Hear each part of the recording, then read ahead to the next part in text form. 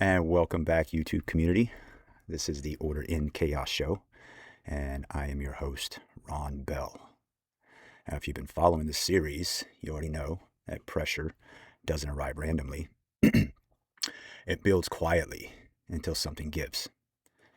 And this episode is a continuation of episode 2 that was titled Pressure, when silence is no longer passive. This is what it looks like at scale, when power, history, and consequence come into alignment.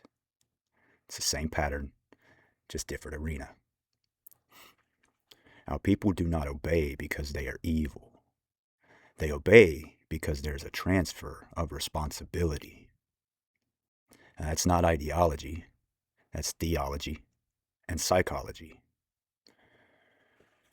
Something happened last week that a lot of people are reacting to, but not many are actually understanding. Nicolas Maduro, the man who's held power in Venezuela for over a decade, is now standing in a U.S. courtroom answering for criminal charges. That alone should make you stop for a second, because this did not come out of nowhere. Now, I pay attention to moments like this, because they remind me of how thin the line is between order and compliance, and how fast people give up responsibility when pressure feels abstract. Now, decades of research in obedience literature shows that ordinary people will comply with harmful systems, not because they're malicious, but because responsibility has been reassigned upward. And when authority removes accountability, the conscience goes quiet. No threats, no rage, just procedure. And that's how systems fail, not with villains, but with compliant people who convince themselves they're just following the rules. And just to be clear, this isn't casual research that I decided to stumble across. During my psychology studies, an entire semester of scientific writing was devoted to obedience literature.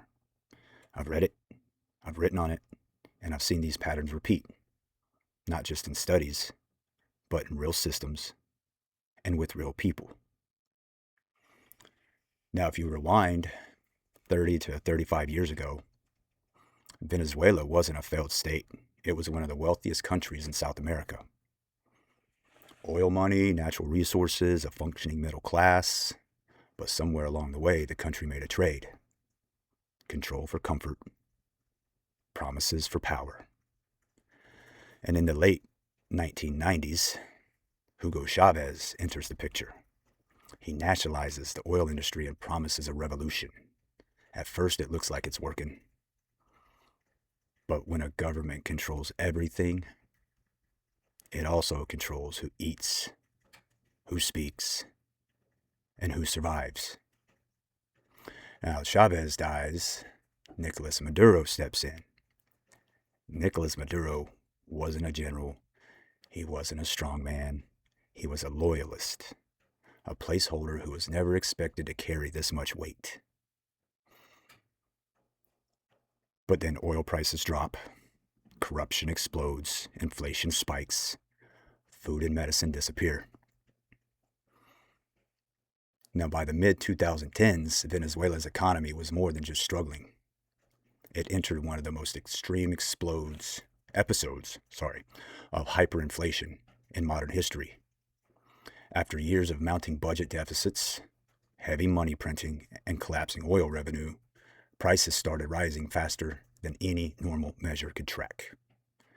At its peak inflation was so rapid that the bolivar lost value by hundreds of thousands and in some estimates, millions of percent per year. By 2018, official figures and independent estimates placed inflation in the hundreds of thousands to millions of percent range, effectively rendering the currency nearly worthless. Everyday goods, food, medicine, basic supplies became exorbitantly expensive almost overnight, and wages evaporated in real terms. What was once one of Latin America's wealthiest economies became a place where a daily meal or essential medicine cost more than families could afford. But instead of loosening control, the regime tightened it. Opposition leaders were jailed, elections are questioned, courts lose independence, sanctions follow, indictments follow, years of pressure, mostly quiet, no invasion, no spectacle, just time. But eventually, silence stops being passive, and a coordinated U.S. military intelligence operation is executed. Multiple aircraft, special operations forces, cyber, and intelligence assets. Once the mission was authorized, the operation took roughly 88 minutes from initiation to completion. That was not improvisation. That was precision. Maduro's taken into custody and brought before a federal judge.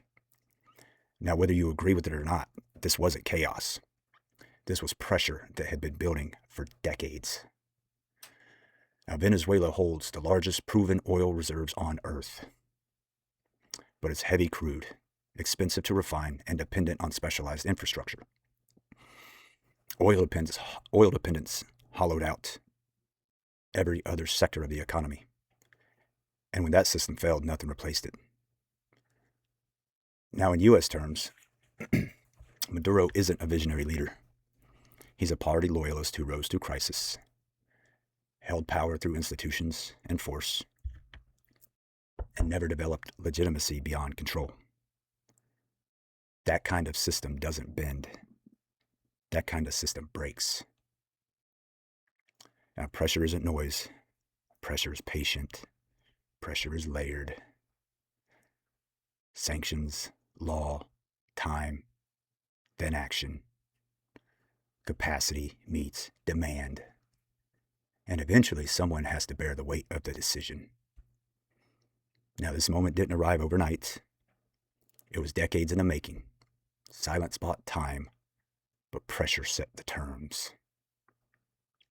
And eventually pressure came to collect. Now, protecting a nation isn't just about borders, weapons, or foreign threats. It's about guarding against systems that quietly concentrate power, transfer responsibility upward, and condition people to obey instead of think. Because one responsibility is surrendered, collapse doesn't arrive as an invasion. It arrives as a consequence. That's not politics. That's history. Now, if you like this content, hit that like button, subscribe, follow, leave a comment, and I will be sure to get back to you. See you on the next episode. Peace.